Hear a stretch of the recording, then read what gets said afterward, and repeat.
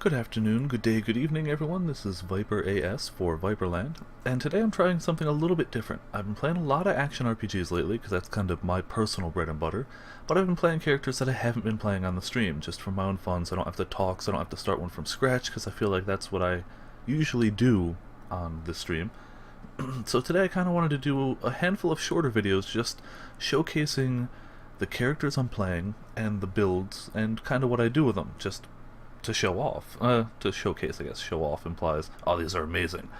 Most of these builds I got from other people's videos, and I will be linking to those videos or guides in the description, so don't worry. First up is something I just started yesterday. I've been away from Diablo 3 for 6 months, maybe longer, and I saw all the recent patch notes, and I decided to try it again. The only level 60 I ever had was a wizard. I liked the wizard, but he just seemed really underpowered. So I came back, I took what little money I had, which was about 700,000, and I tried to get the best gear I could for that money. Thankfully, right after gearing him up and going on my second farming run, I found an Andariel's Visage, which was worth apparently 2.5 million, and geared him up a little bit better. So I got a decent wand, a 3-piece set bonus for Zunimasa, I think that's how I'm going to pronounce it. So I got the extra all resist and a bunch of intelligence. I'm not even going to try and pronounce some of these. Okay rings. One's the set bonus one. The other one's not bad. It's got some crit, some intelligence, damage. Decent pants. I think they're one of my weak links, but whatever. Belt. Not terrible, I guess. Gloves. I could do better, but it's got a little bit of magic find, yay. And some thorns damage, that's always hilarious. These were highly recommended for the Archon build I'm running because of the extra move speed. Same with the boots. Chest piece is another one of the set chest pieces. Shoulders I actually just crafted. I had purchased some shoulders, they're actually still in here, which were not bad, but then I crafted these on my second attempt to craft them, and they were just better. Just better. I think I lost a little bit of life, but I'm over on life anyway. Helm, nothing spectacular. A bunch of intelligence and a good gem because I like the extra experience. And a decent amulet. Nothing too crazy. So end stats are unbuffed 68,000 damage, 35,000 life, 17 crit chance, and lowest resists are about 590. Highest are about 670. So that's not terrible. And as for what I'm running, this one, both the gear and the spec, I took directly off of some guides on reddit.com/r/Diablo3Wizards. I'll be linking to both of the guides in the description. So we got Electrocute, Lightning Blast, just in case I get out of Archon. It's decent damage, it pierces, it goes for a long ways, so I like it. Archon with improved Archon, because yay more damage. Diamond Skin, Crystal Shell. In the likely event that I drop Archon, I don't want to get hurt that bad. Familiar with Sparkflint, just damage. I think every build I've seen for the wizard lately has that. Magic Weapon, Blood Magic, for the extra lifesteal. I may switch that because my weapon has lifesteal, but I'm undecided yet. And Storm Armor, Shocking Aspect, because it just hits everything around you, just for random large amounts of damage.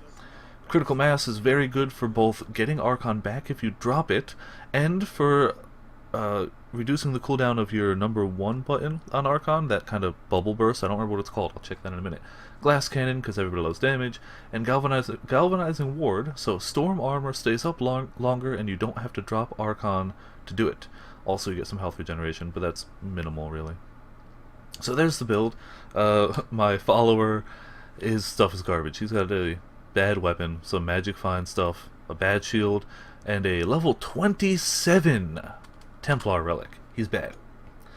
So that's the character. I'm going to quickly show one or two of the paths that I run through here, just to show how the guy actually works. So almost every run in Act 1 will start in Festering Woods. It's a great way to get stacks in Nephilim's Valor.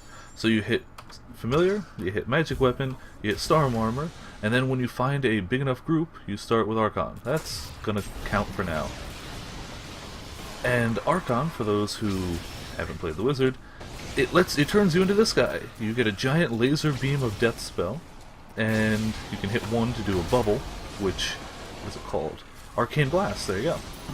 That does not interrupt your other attack, so when things surround you, you can use that.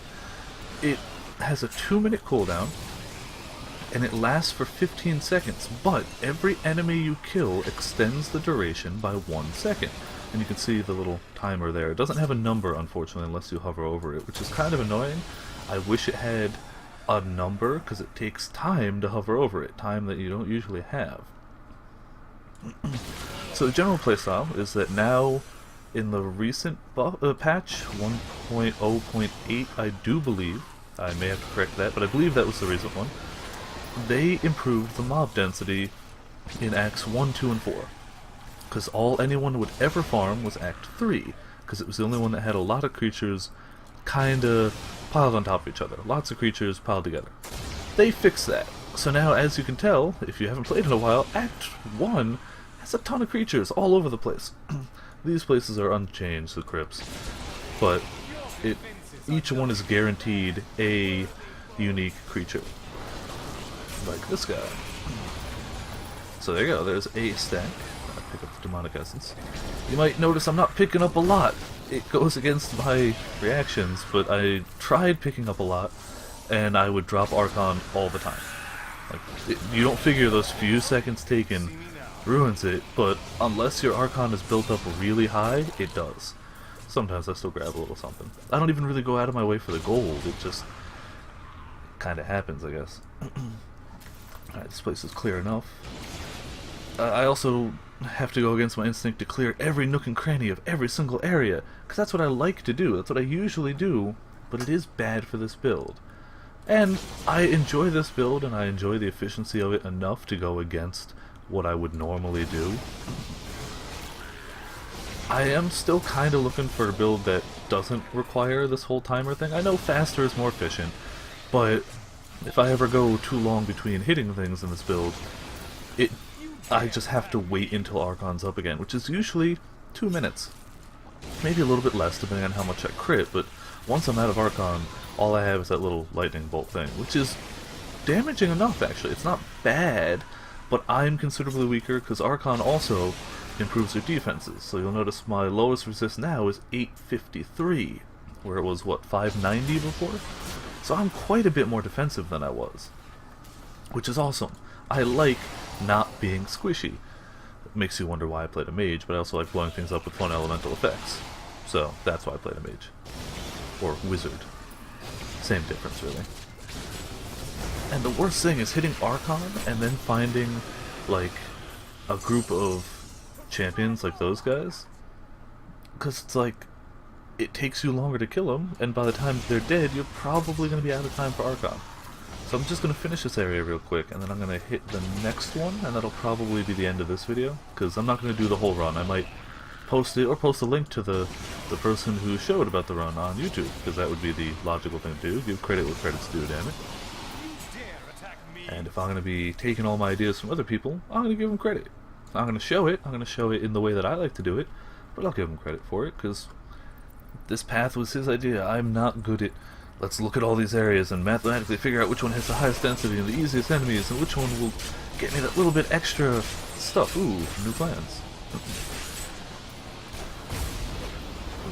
I also, it obviously isn't being shown in this video, but I really like the changes they did to multiplayer. I'm going to pick this up because my stuff's almost done anyway. They made it so enemies don't get as much stronger when you have multiple people. They used to gain 75% extra life per multiplayer player. Now they only gain 50, and from here you head to Fields of Misery. And I'm going to drop Archon intentionally to rebuff, because this place... ah, damn it, there's a big guy. Alright, whatever, we'll see how it goes. This place has really great density of enemies, so I'm going to hope that I'll be able to actually get some. And keep this thing going. Yeah, look at all these little Libra guys. Come on, kill that guy, he's dead, good. Oh, something sold, cool. When you're here, in this place, the Fields of Misery, the only real thing to worry about, and I thought I was fairly defensive, this is only Monster Power 1. Those guys. Those damn charging bastards. I've got 35,000 health, and I've got, give or take, 900 resist all. what's the grand total?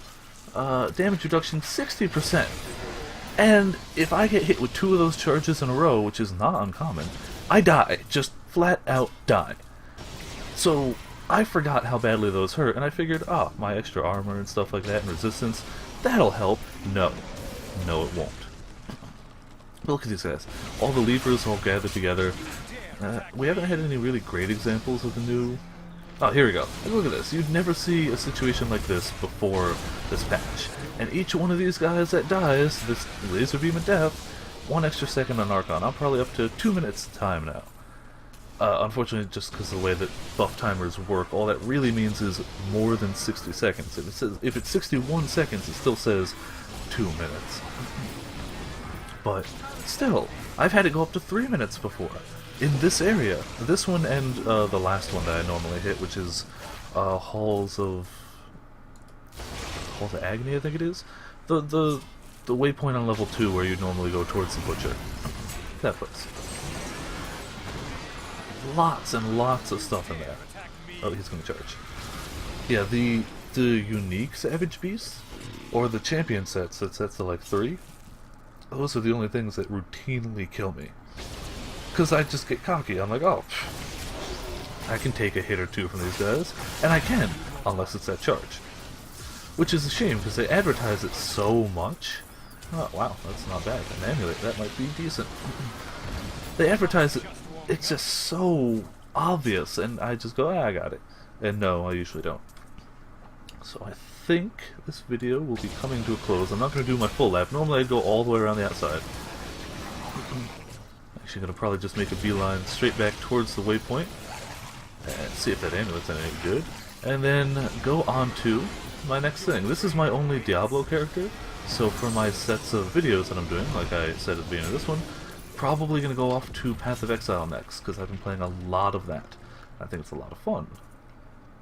Alright, I'm going to make a beeline back towards there, killing stuff along the way. Oh, there's the Key Warden, and I only have 4 stacks. I hate when that happens. That said, this isn't really meant to kill this guy with 5 stacks. I could, but I'd probably take a different run if I was trying to do that. I'll save this place for last. Sometimes if I do the full lap and I don't find that guy, I'll finish the rest of the run and then I'll come back after I clearly have 5 stacks, because it's 2 other zones after this, and I'll come back and destroy that guy. I did finally get the first key. Considering I'm only playing at Monster Power 1, and most of the times I find that guy, he doesn't drop it, or I don't have enough stacks. That's not too bad. Eventually I'll get the whole thing. I do eventually want a Hellfire Ring, but right now I'm just having fun farming. I'm getting some blacksmithing plans as I go along. Most of them are useless to me, but I keep them all anyway, because I am a certified alcoholic, which is one of the few things I didn't like about Diablo 3. They really didn't give you a reason to make an alt. Like, I will never make another wizard. There's no reason for me to do that. I can make other classes, yeah. Alright, really quick, just gonna see if that amulet was anything decent. Amulets I always pick up. I tend to just pick up random other things too sometimes. Let's see. It's a ton of vitality and 8.5% crit chance. Huh. That says it's more damage than the one I have. I will probably keep that aside and check. Alright, so thank you for watching. This has been ViperAS for Viperland, showing my wizard in Diablo 3. Next up in the sequence will be Path of Exile. I don't know which character I'm going to do, but that's what I'm going to do, damn it. I'm checking the auction that's sold. Woohoo! 46,000 gold for my old ring. Alright, well, thank you for watching, and tune in next time.